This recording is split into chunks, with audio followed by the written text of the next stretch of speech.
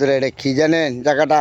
এটা হলো গ্রাম বাংলার মেট্রো রাস্তা। এদিন এক পায়ের রাস্তা দিয়া, এই রাস্তা দিয়ে গ্রামের মানুষ হাইটা যায়। এই রাস্তা দিয়ে এটা হলো এক পায়ের রাস্তা, মেট্রো রাস্তা। তার উপর হইলো এগুলি হইলো কলা গাছ।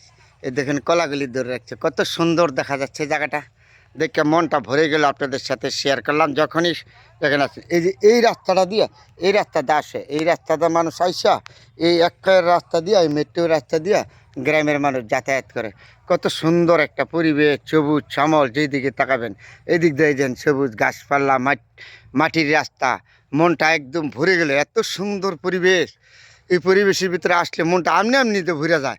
এই সমস্ত পরিবেশের ভিতরে হাঁটলে, এই যে আমি একটা রাস্তাতে হাঁটতেছি, আপনাদের সাথে দেখাতেছি। এটা হলো মাটির রাস্তা, দেখছেন কত সুন্দর পরিবেশ।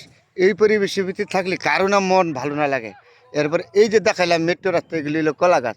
এই মেট্রো রাস্তা দিয়া গ্রামের মানুষ যাতায়াত করে। যেন দেখেন মেট্রো রাস্তা দিয়ে মানুষ আস্তে আস্তে যাইতেছে।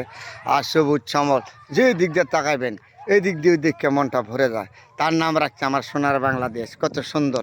তোমাকে এই রাস্তাটা হলো সর্বত থেকে আমার প্রিয়। দেখা হলো মেট্রো রাস্তা, মানুষ যাতায়াত চলাফেরা, সবুজ শ্যামল, ওই দিক দিয়ে হলো নদী। আবার এত সুন্দর পরিবেশ বলেন তো, কোনো জায়গায় দেখতে পারবেন? আর গাছপালা সব কিছু দেখে সব দিক দিয়ে সুন্দর পরিবেশ।